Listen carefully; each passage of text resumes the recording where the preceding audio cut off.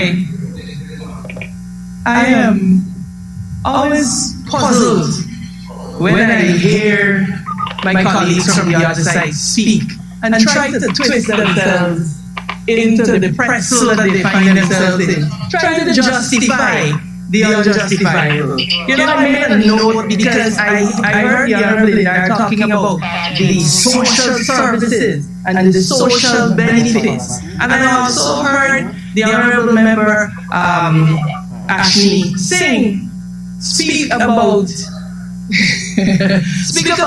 the years of 1971 and what happened over 40 years ago and so on and so forth. And you know, it occurred to me, Mr. Speaker, that the PPP has an inability to give credit where it is due. Because those social benefits that both the Honorable Minister Vivek Prasad and the Honorable Member Mr. Ida just spoke about were schemes implemented by the then PNC government. The NIS, the social benefit.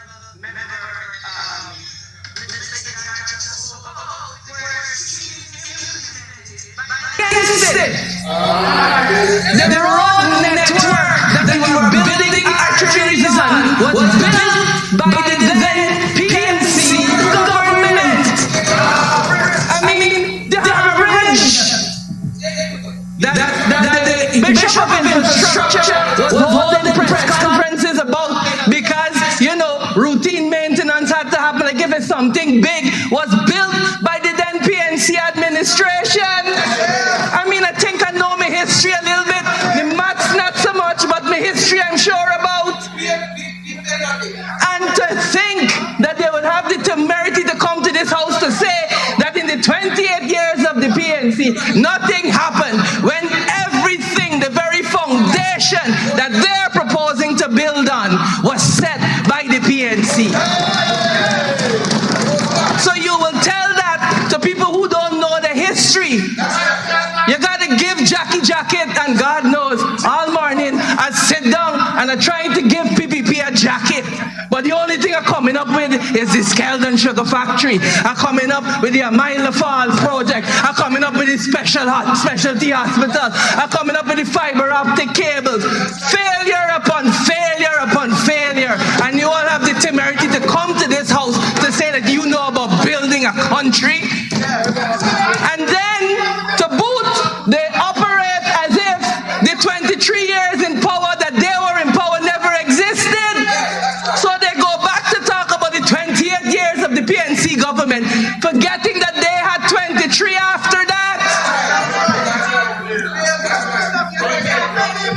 And want to talk about what we didn't do in the 5 years or who didn't do.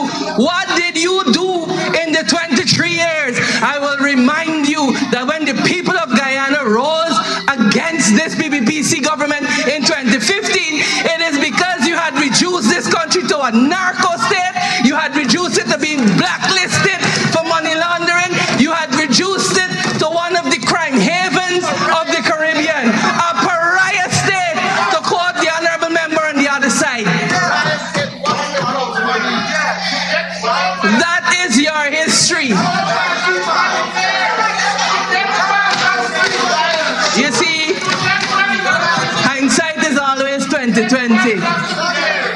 And whilst everything wasn't done perfectly, I dare you to come here to pretend to be the paragons of virtue and the ones who can develop this country, because you are not. Everything that you are building on was set by the PNC.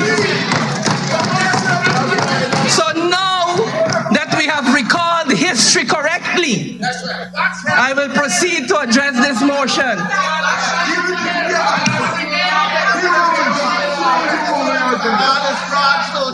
There are a couple of things, Mr. Speaker. Honorable members, if we continue, I'll have to do a suspension.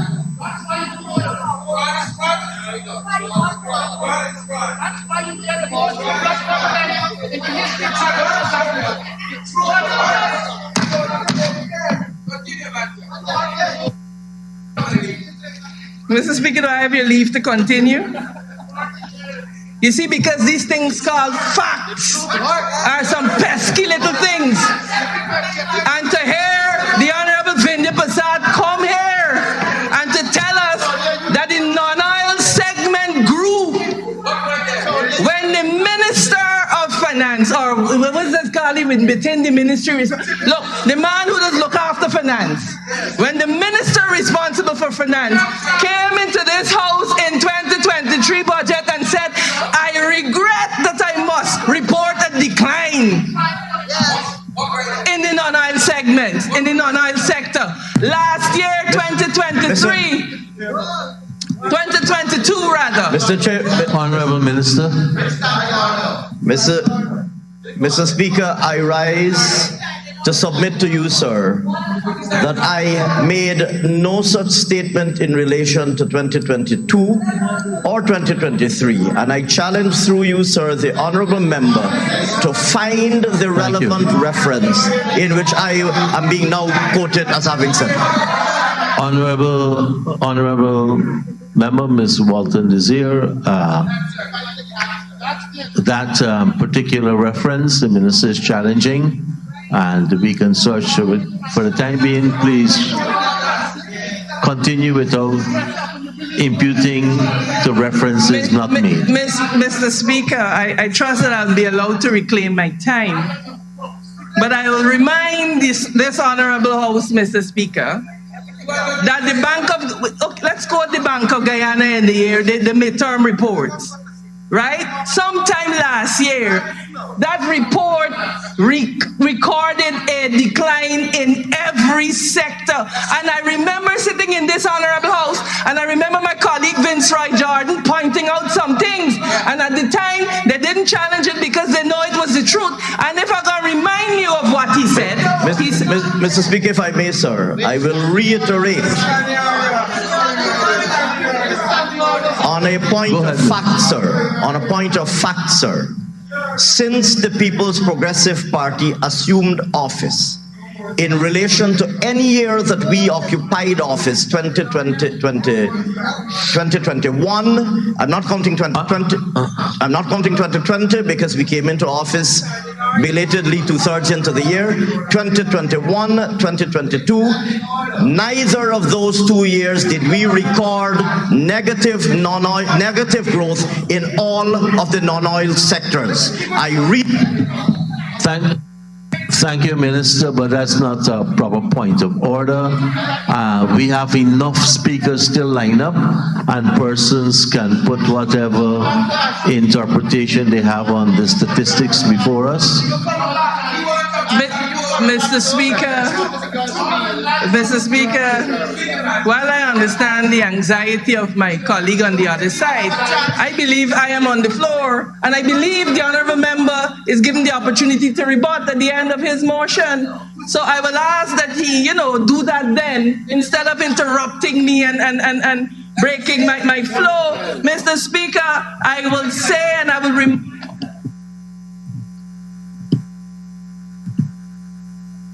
Yes, I will.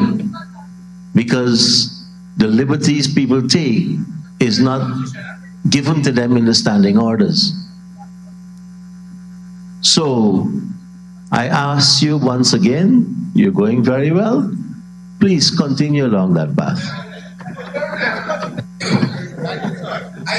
Thank you for recognizing that I'm going very well, Mr. Speaker. Mr. Speaker, last year, sugar declined by 55%. And this is after a twice revised target. A downwardly revised target. Rice, Mr. Speaker, declined by 22.4% without any adverse weather conditions. Fisheries and aquaculture declined by 19%. Gold was somewhere in the vicinity of 17%, if I remember correctly. Livestock and meat production also declined. So to hear the Honorable Vindhya Prasad come here to say that there has been no decline in the non-oil sector is baffling to me. And I was sitting there wondering why would she say that, and it occurred to me. You live in a completely different economy. You have no clue what the people of Guyana are facing. I do have a clue. I absolutely do. Mr. Speaker, I just wanted to make those few points in relation to what was said. The Honorable Member Indar spoke about taxes, Mr. Speaker. He spoke about taxes. Mr. Speaker, they love to run around to talk about all of the taxes that the AP and UFC government increased. And my colleague posed a question asking, could you list the taxes?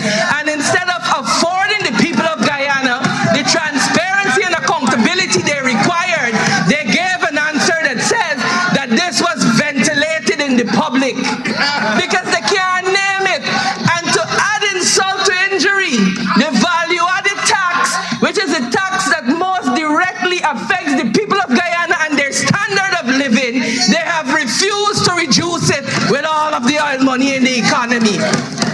And you come here to do what?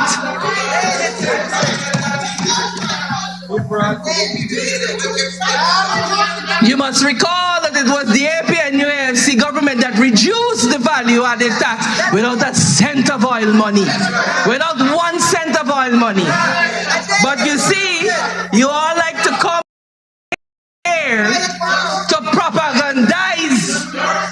You all are propagandists. But like my friend Cameron would say, we on this side are policy makers. And we make policies that will benefit the people of Guyana, not just the friends, families, and favorites.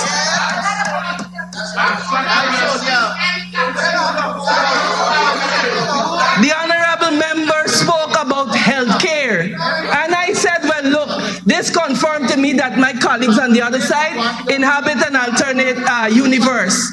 Mr. Speaker, we know that our nurses are fleeing in droves.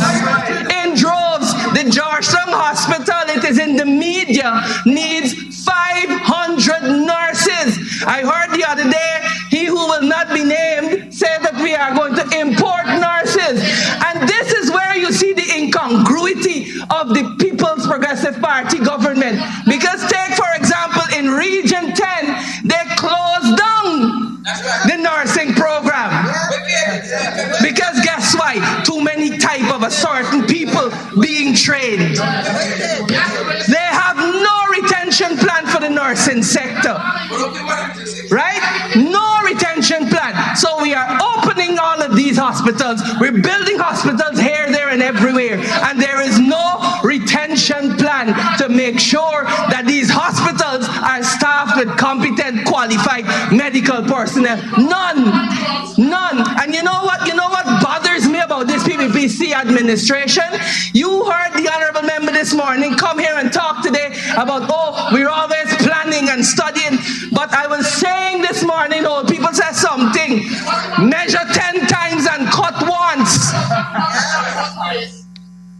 The derision with which you approach studies is exactly why we have major environmental projects going on. Projects that will impact the environment negatively and no EIA study. None whatsoever. But y'all want to tell people about development? In any country with some development, when there are massive infrastructure programs, you see EIAs and you all are busy not doing any. You got the EPA of its expertise. And you want to come to tell us what that you know about development? Look, in there, Honorable Member, you need to take several seats. In all of your speaking, I didn't hear you speak about the sea defense. You didn't speak about sea defense. And so again, the incongruency of this whole thing, Camraj. You're building hotel rooms, you're building roads, you're building bridges, and you are failing to invest properly in sea defenses that will keep the ocean out. When the science is telling us that by 2025, cities such like as Georgetown could potentially be underwater. But y'all building roads and you're building bridges and the sea is coming in to wash us away. You all have no sense of priorities. You talk about infrastructural work. You talk about infrastructural work and all of this borrowing will fund infrastructural projects. And you forget to say to the people of Guyana that our efficiency gap is what? 41%.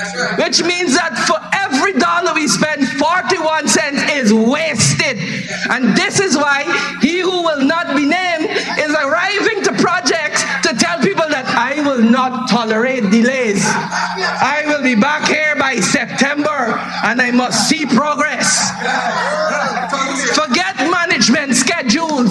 Forget liquidated damages. Forget how you apportion your resources. They're talking about what they will not tolerate and who is going to tolerate what. We warned in this house that the PSIP program, we did not have the capacity to execute such a massive program. We asked in this house that you adjust it properly to cater for. Mr. Speaker, Honorable Minister. on a point of fact, the honorable member said that the nursing program Honorable Minister, I think you're trying to raise on a point of clarification, but if I'm allowed you to speak, I have to ask the honorable member on the floor to yield.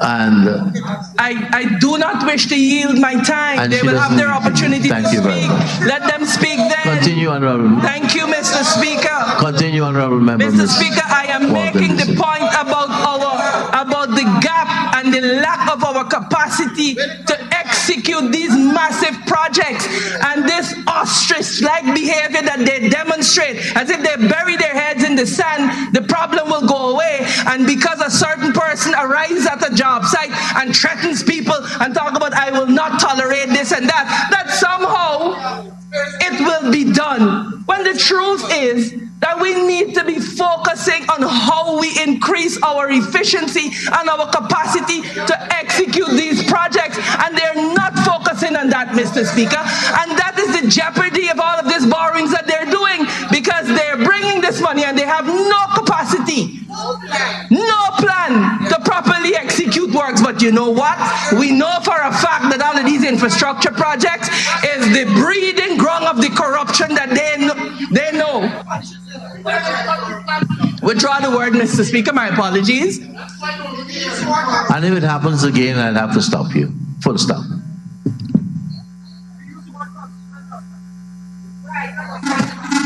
I said you all were corrupt, and the Speaker said I couldn't say that.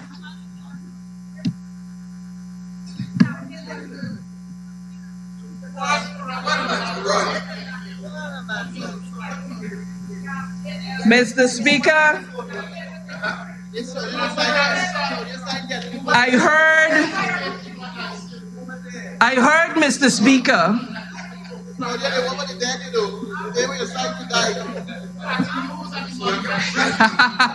Mr. Speaker, I heard the Honorable Minister Ashley Singh at the beginning of his presentation allude to hotel rooms, and he used that as an indicator of the health of the economy. And I want to say that it is very good that we are stimulating the hotel and the hospitality industry, but there is a problem. There is a problem, Mr. Speaker, because too many or so many rooms does not necessarily equal success in the sector. It does not. Because, Mr. Speaker, when you Mr. Speaker, when you look at the number of rooms that they are proposing, Mr. Speaker, more rooms than are actually needed will bring down, sir, the cost per room. And with that, it will affect the economic viability of the industry. Mr. Speaker, I would say that at this point, we need to do a national feasibility study on what is actually needed here. Because, Mr. Speaker, we have to be able to perform an analysis on exactly what we need, given the fact that if we do too much, it will have a negative impact. Mr. Speaker, and you hear them saying, what analysis? This is the contempt that they have for analyses and studies, because they're just accustomed to one man up this project. So to hell with analyses and studies and so on and so forth.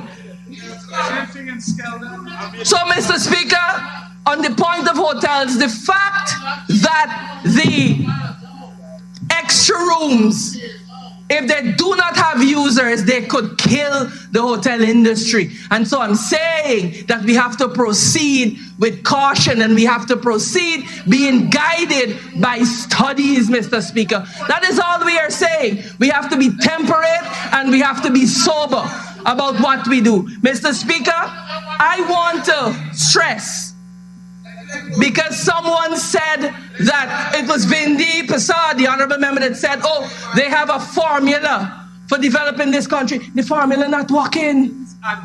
It is not working, Mr. Speaker, and they're out of touch with the ordinary man. You go and speak to any ordinary Guyanese and ask them whether they feel the impact positively of all of this oil money and all of this fastest growing economy that they like to boast about, and it is a resounding no.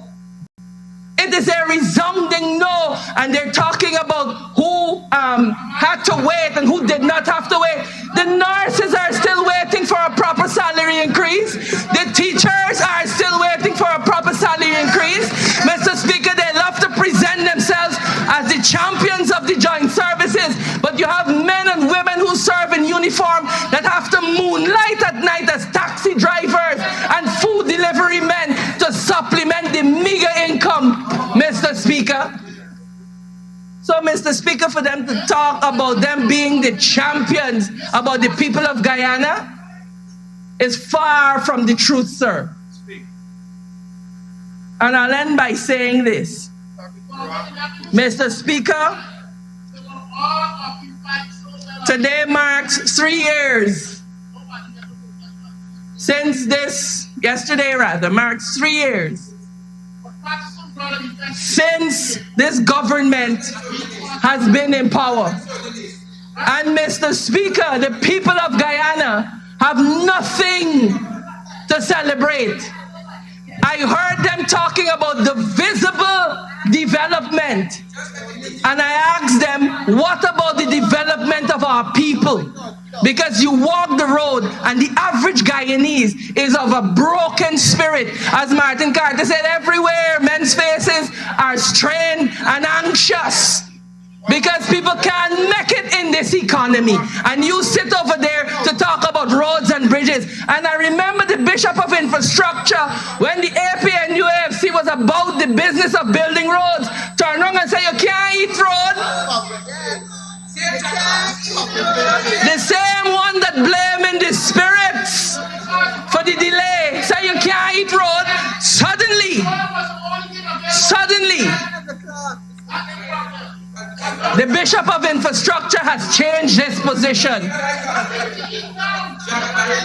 Mr. Speaker, this is the inconsistency of this government that we talk about and that we warn about. They have no blueprint to develop this country. What they have a blueprint to do is to fleece the national patrimony, enrich their friends, their family and favorites, bankrupt our institutions, undermine our institutions, and then put us in further debt to do it.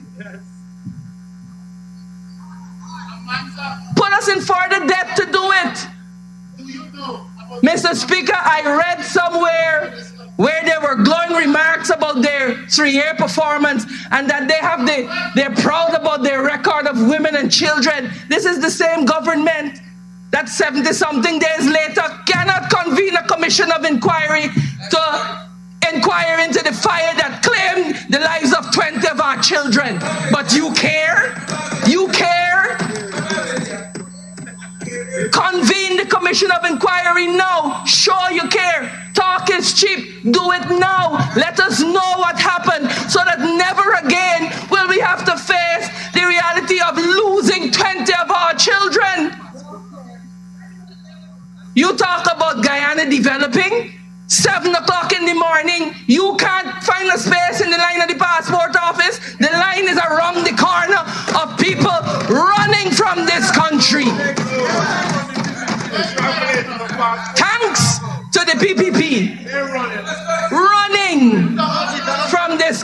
country. The reality is that our families are unable to afford 3 square meals a day. The statistics stand at 51% of Guyanese living below the poverty line. When you come to tell us how you plan to help Guyanese give themselves 3 square meals a day, to enjoy a quality of life where they know that they work, their bills are going to be paid, that they don't have to have 3, 4, 5 jobs just to eke out a living, then the people of Guyana are going to take you seriously. But you know what? You all over there are arrogant, and I'm telling you, you will pay for your arrogance, because just like the people in 2015 spoke against you, they will speak against you again come 2025.